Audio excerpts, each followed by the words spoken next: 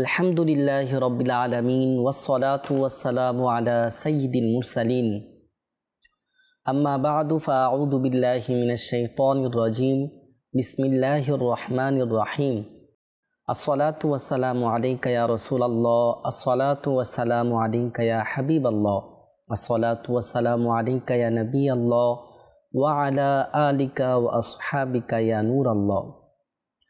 মাদানী চ্যানেলের দর্শক শ্রোতা, আমরা আবার উপস্থিত হয়েছি মাদানী চ্যানেলের ধারাবাহিক অনুষ্ঠান প্রশ্ন জিজ্ঞাসা এই অনুষ্ঠানটি নিয়ে। বরাবরের মতনই আমরা আবারও এই অনুষ্ঠানের মধ্যে একটি বিষয় রেখেছি এবং সেই বিষয়ের মধ্যে অসংখ্য প্রশ্ন রয়েছে এবং সেই প্রশ্নের উত্তর হাদিসে কারিমা থেকে, এবং এই বিষয়ের মধ্যে আমাদের জন্য যা যা শিক্ষণীয় বিষয় রয়েছে সেই বিষয়ে আমরা জেনে থাকব।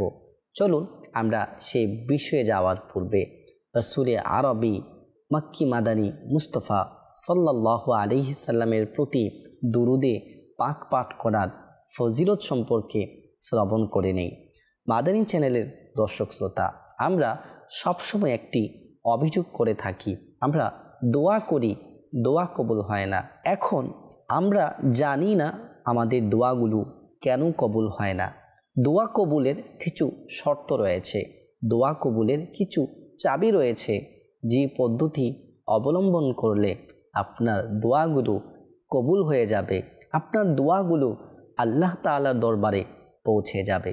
তাহলে চলুন আমরা শ্রবণ করি দোয়ার সময়, দোয়া করার পূর্বে কি পড়লে, কোন কাজটি করলে আল্লাহ তাবারক ওয়া তাআলার দরবারে আমাদের দোয়াগুলো পৌঁছায়। হযরতে সাইয়্যিদুনা উমর বিন খাত্তাব রাদিয়াল্লাহু তাআলা আনহু বলেন, ইন্নাদ দুআ মাওকুফুন বাইনাস সামাই ওয়াল আরদ লা ইয়াসআদু মিনহু শাইউন হাত্তা তুসাল্লি আলা নাবিয়িকা সাল্লাল্লাহু আলাইহি ওয়া আলিহি ওয়াসাল্লাম।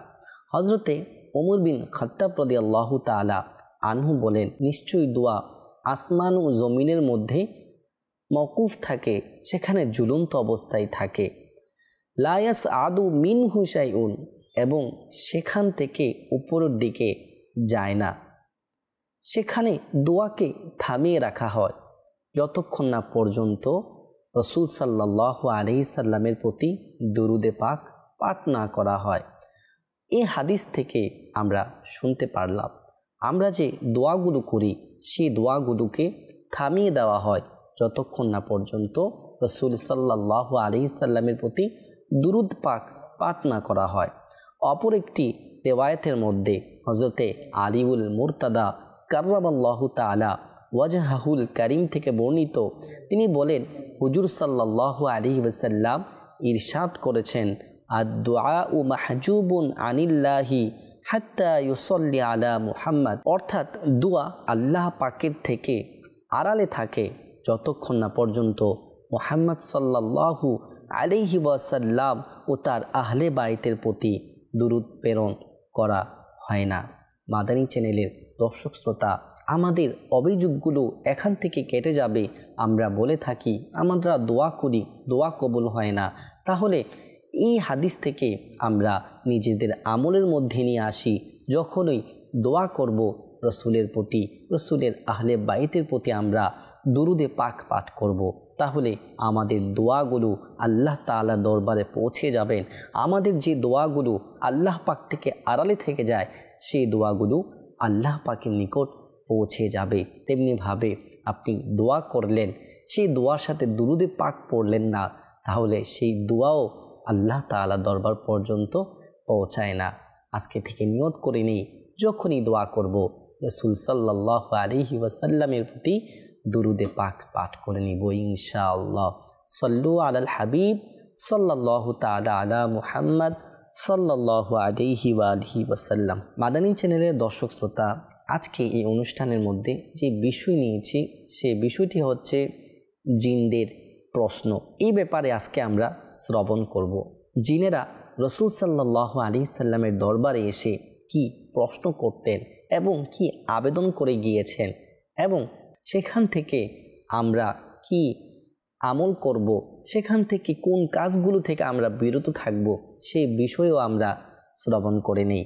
হজরতে সাইয়্যিদুনা জাবির বিন আবদুল্লাহ রাদিয়াল্লাহু তাআলা আনহু থেকে বর্ণিত, তিনি বলেন, আমরা একদিন হুজুর সাল্লাল্লাহু আলাইহি ওয়াসাল্লামের সাথে উপস্থিত ছিলাম।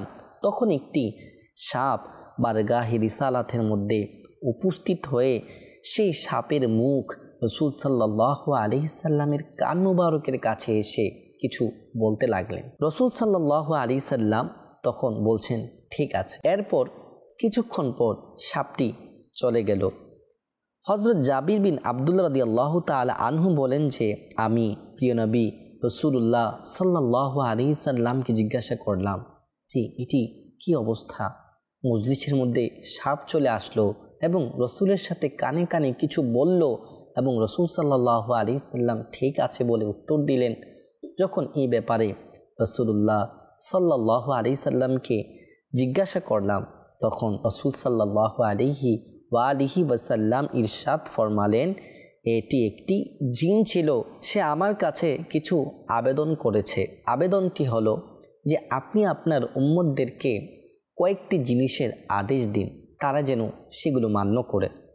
সেই বিষয়টি হচ্ছে, আপনি আপনার উম্মতকে হুকুম দিন তারা যেন শুকনো গোবর এবং হাড্ডি দ্বারা ইস্তাঞ্জা না করে, কেননা আল্লাহ তাবারক ওয়া তাআলা সেই শুকনো হাড্ডির মধ্যে এবং সেই শুকনো গোবরের মধ্যে আমাদের রিজিক রেখেছেন। এবং সেই উত্তরে আমি বললাম, ঠিক আছে। প্রিয় ইসলামী ভাইয়েরা, হাড্ডির মধ্যে আল্লাহ তাবারক ওয়া তাআলার জিনদের রিজিককে রেখেছেন কিভাবে? যদিও প্রকাশ্যভাবে আমরা দেখছি হাড্ডির মধ্যে কিছুই থাকে না, কিন্তু আল্লাহ তাআলার কুদরত দেখুন, নিজের সমস্ত মাখলুকের জন্য কেমন রিজিকের ব্যবস্থা করে রেখেছেন। হাদিসের মধ্যে রয়েছে, জিনেরা যে খালি শুকনো হাড্ডিতে হাত দেয় সেগুলো পূর্ব নেই বস্তুতে পরিণত হয়ে যায়। এবং যে শুকনো গোবরের কথা বলা হয়েছে, আমাদের মাথায় আসতে পারে গোবর তো নাপাক জিনিস, সেই নাপাক জিনিসের মধ্যে জিনদের রিজিক কিভাবে আল্লাহ রাখলেন। হাদিসে রয়েছে, শুকনো গোবর যখন জিনেরা সেটার মধ্যে হাত দেয় সেটা আনাজ অথবা সেটা ফলে পরিণত হয়ে যায়। আর মাসলা এটাই যে যখন কোনো জিনিস তার আসল পরিবর্তন হয়ে অন্যতে রূপান্তরিত হয়ে যায় সেটা জায়েজ হয়ে যাবে। যেমনিভাবে ছিল সেটা গোবর, যখন সেটা হাত দেয় তখন আল্লাহ তা সেটাকে ফলে পরিণত করে দেন, তখন সেটার গোবর থাকে না, সেটার নাপাকি থাকে না, সেটা হয়ে যায় হালাল রিজিক। তাহলে এই হাদিস থেকে আল্লাহ রসুল সাল্লাল্লাহু আলাইহি সাল্লাম যে উম্মতকে আদেশ দিচ্ছেন দুইটি জিনিস দ্বারা তোমরা ইস্তেঞ্জা করবে না, এর মধ্যে একটি হচ্ছে হাড্ডি দ্বারা এবং দ্বিতীয়টি হচ্ছে শুকনো গোবর দ্বারা। আল্লাহ তাবারক ওয়া তাআলা আমাদেরকে এই বিষয়ের উপরে আমল করার তৌফিক দান করুক। অপর একটি হাদিসে কারিমার মধ্যে রয়েছে, হযরতে সাইয়্যিদুনা জাবির রাদিয়াল্লাহু তাআলা আনহু বলেন, আমি রাসূল সাল্লাল্লাহু আলাইহি সাল্লামের সাথে কোথাও যাচ্ছিলাম, তখন অনেক বড় একটি সাপ আমাদের সামনে আসলো এবং সাপটি তার মাথা হুজুর সাল্লাল্লাহু আলাইহি সাল্লামের কানের কাছে নিয়ে গেল, সম্ভবত কিছু আরজ করছিল। অতঃপর হুজুর সাল্লাল্লাহু আলাইহি সাল্লাম নিজের মুখ তার কানের কাছে নিয়ে কিছু কানাকানি করে কোনো কথা বলল। এরপর সাপটি আমাদের সামনে থেকে এমনভাবে উধাও হয়ে গেল যে মনে হচ্ছিল জমিন সে সাপটিকে গিলে ফেলেছে। আমি আমার সন্দেহ দূর করার জন্য মক্কি মাদানী মুস্তাফা সাল্লাল্লাহু আলাইহি সাল্লামের কাছে জিজ্ঞাসা করলাম, ইয়া রাসূলুল্লাহ, এই জিনিসটি কি ছিল? একটি সাপ আসলো, আপনার কানে কানে কিছু বলছিল, আপনিও আপনার মুখ সে সাপের কানে কানে নিয়ে কোনো কথা বলছিলেন, সেই বিষয়টি কি?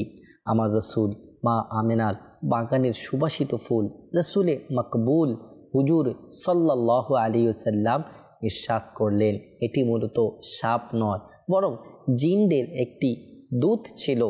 জিনেরা কোরআনে পাকের একটি সূরা ভুলে গিয়েছিল, সুতরাং তারা তাকে আমার নিকট পাঠিয়েছে সেই সূরাটি মনে করার জন্য। আমি আমার মুখ তার কানের কাছে গিয়ে তারা যে সূরাটি ভুলে গিয়েছিল সেই সূরাটি আমি বলে দিলাম। মাদানী চ্যানেলের দর্শক শ্রোতা, এর থেকেও আমরা শুনলাম যে জিনেরাও রাসূল সাল্লাল্লাহু আলাইহি সাল্লামের কাছে এসে সাহায্য নিতেন। মনে রাখবেন, জিনেরা সমস্ত জায়গার মধ্যে রয়েছে। জিনেরা মানুষের বসবাস স্থানের মধ্যেও থেকে থাকেন। জিনেরা অনেক সময় অনেক বান্দাদেরকে, অনেক মুমিন বান্দাদেরকে সহানুভূতিও প্রকাশ করেন। একবার বলা হচ্ছে হযরতে সাইয়্যিদুনা আবু খলিফা আবাদি আলাইহি রহমাতুল্লাহি বলেন যে আমার ছোট বাচ্চা ইন্তেকাল করেছেন। যেহেতু আমার ছোট ছেলে ইন্তেকাল করেছেন, আমার অন্তর খুবই বিগলিত হলো এবং আমার এতটাই অন্তরে চোট পৌঁছলো যে আমি কোনো কিছুতেই আমার সন্তানকে বলতে পারছিলাম না এবং আমি অনাবরত কান্নারতই ছিলাম। হঠাৎ গড়ের এক কোণা থেকে অনেক মোহাব্বত সহকারে কেউ আমাকে বলল, আসসালামু আলাইকুম। তখন আমি ভয় পেয়ে উত্তর দিলাম, ওয়ালাইকুমুস সালাম। অতঃপর সেই অদৃশ্য থেকে সূরা আলে ইমরানের একটি আয়াতের আওয়াজ আসলো। সেই আয়াতটি ছিল ওয়ামা ইনদাল্লাহি খায়রুল লিল আবরার। এর অনুবাদ হচ্ছে, আল্লাহ তাআলার কাছে যেটি আছে সেটি নেকিসমূহের জন্য সব থেকে উত্তম। অতঃপর সে আমাকে ডাকলো, আমি জবাব দিলাম।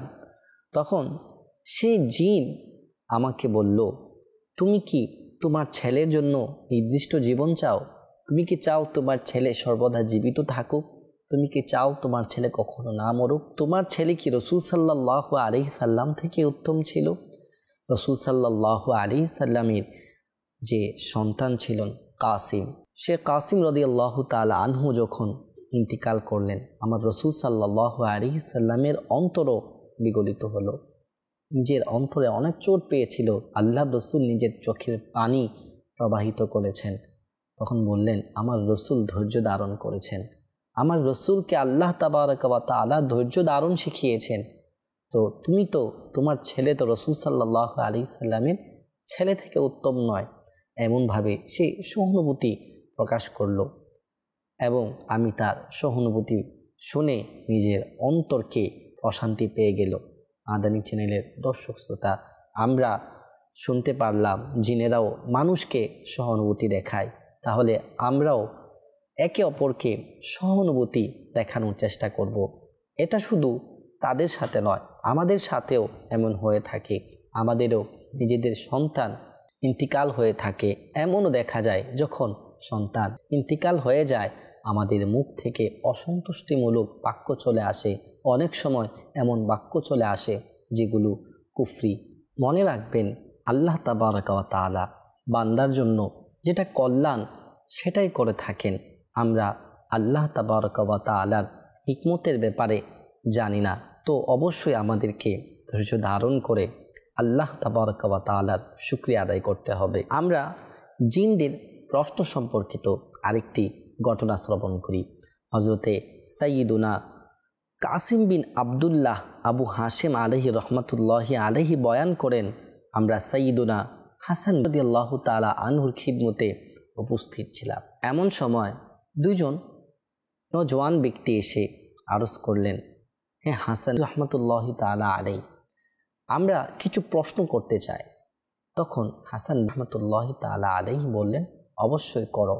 তখন হাসান রহমাতুল্লাহি তাআলা আলাইহির কাছে প্রশ্ন করলেন, যে সমস্ত জিনগুলো আল্লাহর রসুলের হাতে বায়াত গ্রহণ করেছেন, সেই সমস্ত জিনের মধ্য থেকে কোনো জিন কি এখনও বেঁচে আছে কিনা?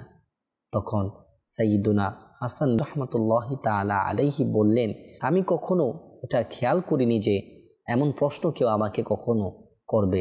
সুতরাং এর উত্তর নেওয়ার জন্য তোমরা হযরতে সাইয়্যিদুনা আবু রাফা ওতারদি রহমাতুল্লাহি তাআলা আলাইহির কাছে যাও।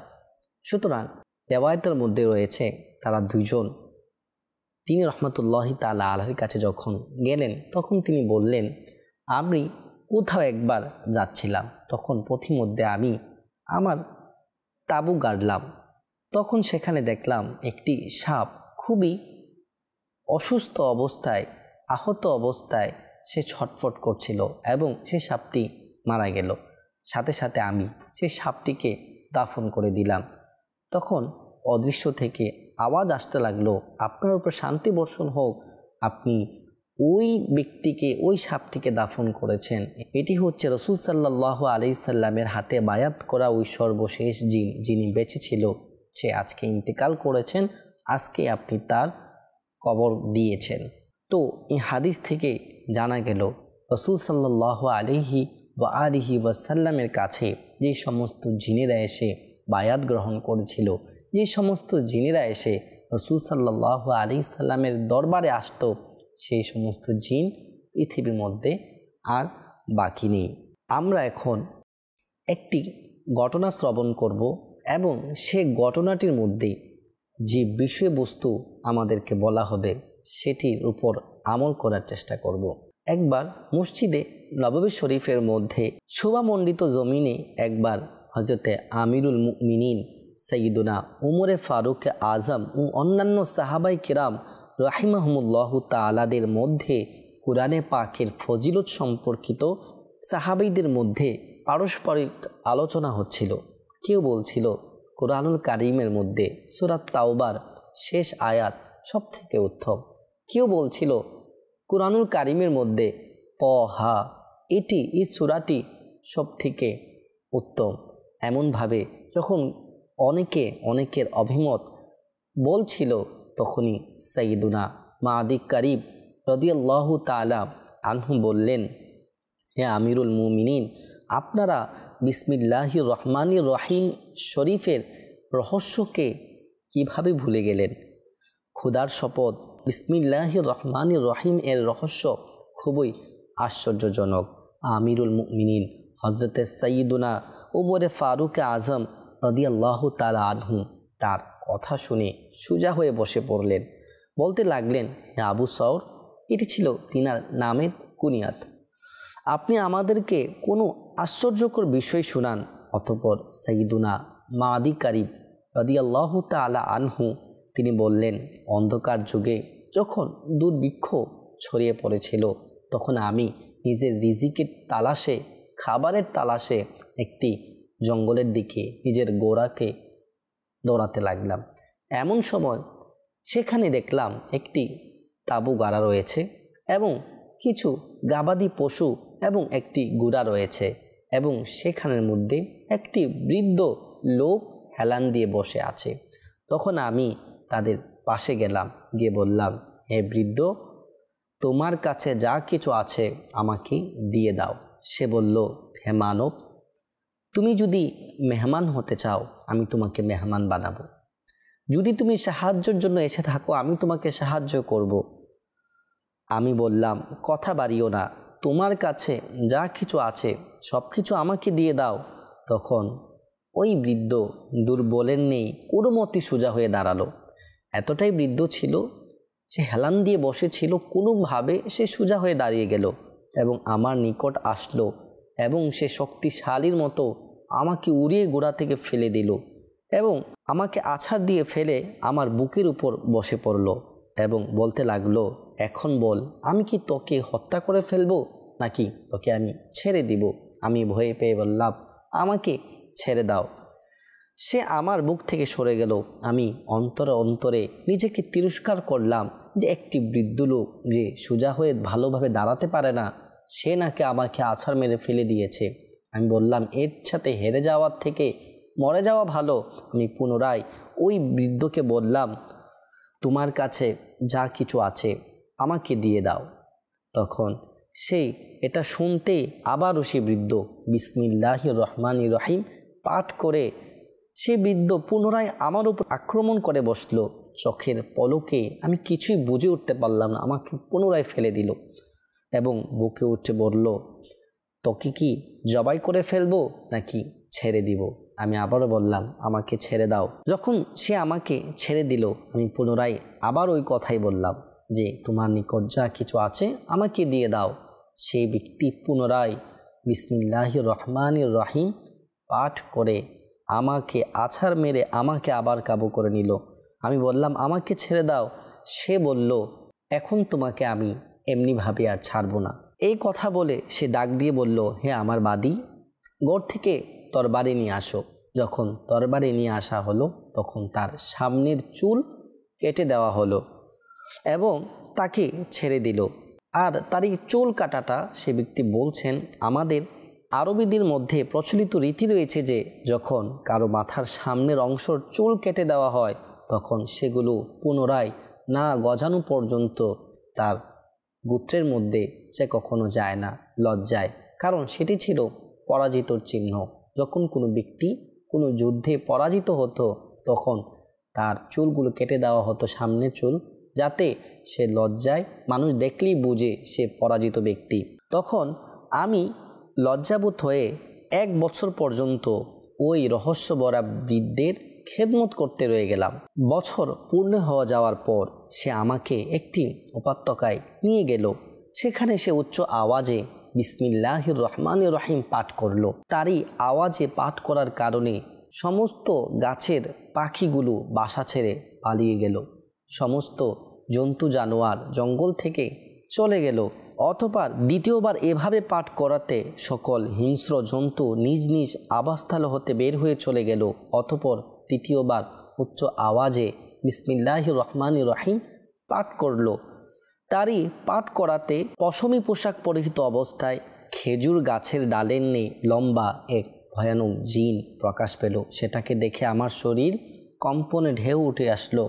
রহস্যভরা বৃদ্ধ বলল, হে আমর, সাহস রাখো, যদি এটা আমার উপর জয়ী হয় তাহলে বলিও। অতঃপর ওই রহস্যভরা বৃদ্ধ কালো জিন উভয়ের মধ্যে তেরে আসলো। কথা বলতে না বলতে রহস্যভরা বৃদ্ধ হেরে গেল এবং কালো জিন তার উপর জয় লাভ করলো। তাতে আমি বললাম, এবার আমার সাথীর মূর্তির কারণে কাফির এর দুটি লাত উজ্জা অর্থাৎ কাফিরদের এই দুটি মূর্তির কারণে জয় লাভ করবে। কথা শুনে রহস্যভরা বৃদ্ধ আমাকে জোরে চড় মারল যে আমার এমন অবস্থা হলো যে আমি কিছুই বলতে পারলাম না। সে আমার মাথা থেকে শরীর পৃথক হয়ে আলাদা হয়ে যাবে এমন অনুভব হলো। আমি ক্ষমা চাইলাম এবং বললাম, এরূপ আচরণ আমি আর করব না। অতঃপর জিন এবং সেই বৃদ্ধর মাঝে পুনরায় আবার লড়াই হলো। বৃদ্ধ বিসমিল্লাহির রহমানির রহিম বলে জয় লাভ করলো। বিসমিল্লাহির রহমানির রহিম এটা পরে সেই জিনকে আছাড় মেরে ফেলে তার বুক ছিঁড়ে কালো টাইপের কোনো কিছু বের করে ফেললো এবং বলল, এই জিনের কুপ্রবৃত্তি, এই দুটির কুফুর হচ্ছে এগুলো, যেগুলো সে বের করে দিয়েছে। অতঃপর আমরা যখন সামনে অগ্রসর হলাম এক স্থানে, ওই রহস্যভরা বৃদ্ধ যখন ক্লান্ত হয়ে শুয়ে পড়ল তখন সুযোগ পেয়ে আমি তার তলোয়ার ছিনিয়ে নিয়ে খুবই দ্রুত তার পায়ের গোছার সর্বশক্তি দিয়ে খুব জোরে আঘাত করলাম যাতে তার পা দুটি শরীর থেকে পৃথক হয়ে যায়। সে চিৎকার করে বলতে লাগলো, ওহে বিশ্বাসঘাতক, তুই আমাকে অনেক ধোঁকা দিয়েছিস, কিন্তু আমি তাকে সামলিয়ে ওঠার সুযোগই দিলাম না, তাকে আমি হত্যা করে দিলাম। প্রিয় মাদানী চ্যানেলের দর্শক শ্রোতা, আজকের এই ঘটনা থেকে আমরা জানতে পারলাম যে একজন বৃদ্ধ লোক ছিল যে সোজা ভালোভাবে হাঁটতে পারার তার শক্তি ছিল না, কিন্তু সে এমন জিনের সাথে লড়াই করে বিজয় হয়েছে যে জিন ছিল অনেক বড় এবং খুবই শক্তিশালীর অধিকারী, এবং সেই বৃদ্ধর বিজয় লাভ হওয়ার মাধ্যম ছিল বিসমিল্লাহির রহমানির রহিম, যে এটা পাঠ করে সে ওই জিনের উপর বিজয় লাভ করেছে। আমাদেরও উচিত যখনই আমরা কোনো কাজ করব বিসমিল্লাহির রহমানির রহিম পাঠ করে করব, তাহলে আমাদেরও সামনে বড় বাধা থাকলে সেগুলো আমরা কাটিয়ে আমরাও বিজয় লাভ করতে পারবো। বিসমিল্লাহির রহমানির রহিমের এমন ফজিলত রয়েছে, সাইয়্যিদুনা আব্দুল্লাহ ইবনে আব্বাস রাদিয়াল্লাহু তাআলা আনহুমা থেকে বর্ণিত যে আমিরুল মুমিনিন সাইয়্যিদুনা উসমান ইবনে আফফান রাদিয়াল্লাহু তাআলা আনহু নবীগণের সুলতান হযরত মুহাম্মদ মুস্তাফা সাল্লাল্লাহু আলাইহি ওয়াসাল্লামের নিকট বিসমিল্লাহির রহমানির রহিম ফজিলত সম্পর্কে জানতে চাইলেন। তখন আল্লাহর মাহবুব হুজুর আনোয়ার সাল্লাল্লাহু আলাইহি সাল্লাম ইরশাদ করলেন, এটা আল্লাহ আযজা ওয়া জালের নামসমূহের মধ্যে একটি নাম। আল্লাহ তাআলার নাম ইসমে আজম এবং বিসমিল্লাহ শরীফের মধ্যে এমন নিকটবর্তী সম্পর্ক যেমন চোখের কালো অংশ এবং সাদা অংশের মধ্যকার সম্পর্ক। প্রিয় মাদানী চ্যানেলের দর্শক শ্রোতা, ইসমে আজম সহকারে যে দোয়া কবুল করা হয় না কেন, সেই দোয়া সঙ্গে সঙ্গে কবুল হয়ে থাকে। ইসমে আজমের অনেক বরকত রয়েছে। আলা হজরত ইমাম আহমদ রেজা খান রহমতুল্লাহি তাআলা আলাইহির সম্মানিত পিতা রইসুল মুতাকাল্লিমিন হজরতে মাওলানা নাকি আলী খান রহমতুল্লাহি বলেন, অনেক আলিম বিসমিল্লাহির রহমানির রহিমকে ইসমে আজম বলেছেন। শাহিন সাহেব বাগদাদ হুজুরে গাউসে পাক রহমতুল্লাহি তাআলা আলাইহি বলেন, বিসমিল্লাহ বাক্যটি আরিফের মুখে অর্থাৎ আল্লাহ তাআলার পরিচয় লাভকারী এমন বান্দার মুখে এমন যে সৃষ্টিকর্তার পক্ষ থেকে কুন অর্থাৎ হয়ে যাও বলার মতো। প্রিয় ইসলামী ভাইরা, নিজেদের ভালো বৈধ কাজ সমূহের মধ্যে বরকত লাভের জন্য অবশ্যই আমাদেরকে প্রথমে বিসমিল্লাহির রহমানির রহিম পড়ে নেওয়া উচিত। যদি আপনি কথায় কথায় বিসমিল্লাহির রহমানির রহিমের অভ্যাস করে নিন, ইনশাআল্লাহ আপনার দুনিয়ার কল্যাণও পেয়ে যাবেন, আখিরাতের কল্যাণও পেয়ে যাবেন। এবং দোয়ার ব্যাপারে আমরা শুনলাম, যখনই দোয়া করব বিসমিল্লাহির রহমানির রহিম সহকারে দোয়া করব, তাহলে আমাদের দোয়াও কবুল হয়ে যাবে। মাদানী চ্যানেলের দর্শক শ্রোতা, আজকের এই বিষয়ের মধ্যে আমরা শুনলাম জিনদের করা কিছু প্রশ্ন এবং রাসূল সাল্লাল্লাহু আলাইহি সাল্লাম আমাদেরকে সেখান থেকে হুকুম দিয়েছেন হাড্ডি এবং গোবর দ্বারা ইস্তেঞ্জা না করার। এবং আমরা শুনতে পারলাম বিসমিল্লাহির রহমানির রহিমের ফজিলত সম্পর্কিত একটি ঘটনা, যেখানে সেই বৃদ্ধ লোক বিসমিল্লাহির রহমানির রহিম পাঠ করে এতটাই শক্তিশালী হয়ে গেল যে জিনের উপরে সে বিজয় লাভ করলো। এবং এটাও শুনলাম বিসমিল্লাহির রহমানির রহিম সেটি ইসমে আজমের মধ্য থেকে একটি ইসমে আজম। তো আমরা যখনই দোয়া করব বিসমিল্লাহির রহমানির রহিমের সাথেই দোয়া করব। আজকের এই অনুষ্ঠানের মধ্যে এই সমস্ত বিষয়ের উপর যা শুনেছি তার প্রতি আমল করার চেষ্টা করব। ততক্ষণ পর্যন্ত দেখতে থাকুন মাদানী চ্যানেল বাংলা। সল্লু আলাল হাবিব সাল্লাল্লাহু তাআলা।